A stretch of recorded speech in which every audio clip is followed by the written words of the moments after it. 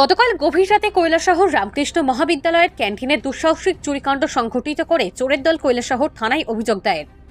জানা যায় যে গতকাল গভীর রাতে কৈলাসহর রামকৃষ্ণ মহাবিদ্যালয়ের ক্যান্টিনে দুঃসাহসিক চুরিকাণ্ড সংঘটিত করে চোরের দল। জানা যায় যে প্রতিদিনের মতো আজ সকালবেলায়ও ক্যান্টিন খুলতে আসে সেই ক্যান্টিনের কর্মীরা। ওনারা এসে দেখতে পান যে ওনাদের ক্যান্টিনের দরজার তালা ভাঙা এবং ক্যান্টিনের ভিতরের জিনিসপত্র এলোমেলো, পাশাপাশি আলমারি ভাঙা। তারপর ওনারা দেখতে পান জলের মোটর থেকে শুরু করে ক্যান্টিনে থাকা বিভিন্ন সামগ্রী চুরি করে নিয়ে যায় চোরের দল।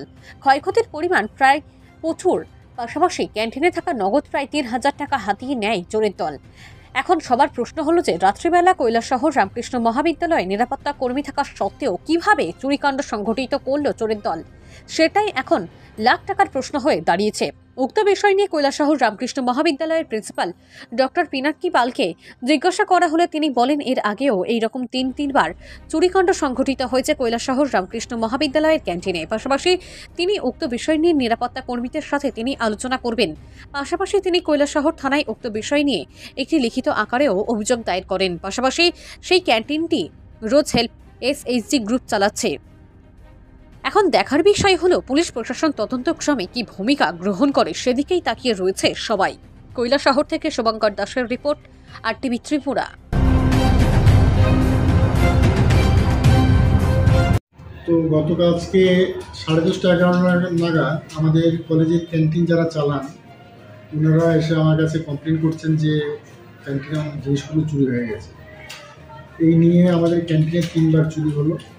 প্রথমবার চুরি হলো, আমরা ওদেরকে কিছু সাহায্য করলাম। দ্বিতীয়বার চুরি হলো, উপরে বিল্ডিংয়ের কিছু জায়গা আমরা সারাই করে দিয়েছি এবং কিছু কলেজ থেকে আমরা কিছু বাসনপত্র ওদেরকে আমরা সাহায্য করেছি।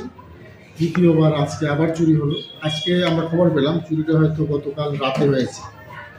এখন এটা তো সাংঘাতিক সমস্যা হয়ে দাঁড়িয়েছে। নাইট গার্ড কে ছিল স্যার? নাইট গার্ডকে আমরা খবর দিয়েছি, ওরা এখনই কিছুক্ষণের মধ্যে আসবে, এসে ওদেরকে জিজ্ঞাসাবাদ করা হবে এবং আমরা থানাতে একটা FIR-ও করছি।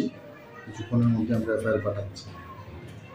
আমরা তো এটা 26শে জানুয়ারির উপলক্ষে থেকে সেকেন্ড স্যাটারডে ফুল স্যাটারডে সব বন্ধ আসলো, 3-4 দিন বন্ধ।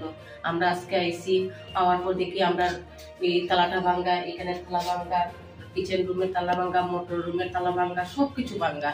আর তারপরে আমি তো এদিকটা ডোরাই দিই, খুলিয়া দেখি চারিদিকে আমার ঘরে কোনো জিনিসই নাই, সিলিন্ডার নাই, মোটর নাই, কারেন্টের চুলা নাই, সব কিছু নাই। আর আগে আর বাড়ি চলে হয়ে গেছে।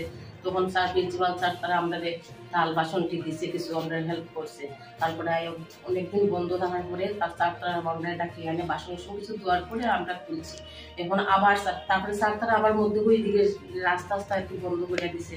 কিন্তু স্যার তারাও আমরা চেষ্টা করে মানে কেমনে ভালো চলতো এটা ক্যান্টিনটা, কিন্তু স্যার তারাও পারতেছে না, কে কেমন করতেছে। আমরা এইরকম কত টাকা দেবো?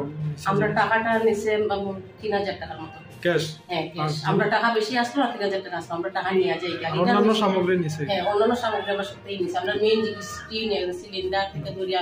মানে আপনি কি চাইতেছেন? তখন চাইতেছি আমি সব মানে যে সব কাজ করতে তাদের কঠোরভাবে শাস্তি দেওয়া। তারপরে আমরা এত গরিব মানুষ, আমরা কিভাবে বাঁচতাম, আবার কিভাবে এটা দিতাম, আমরা কিভাবে হেল্প পাই, এটাই আমরা চাইতেছি। আপনার নামটা? আমার নাম উপাদক। পুলিশে জানাইছেন নি? হ্যাঁ কল করেছি। ঠিক আছে।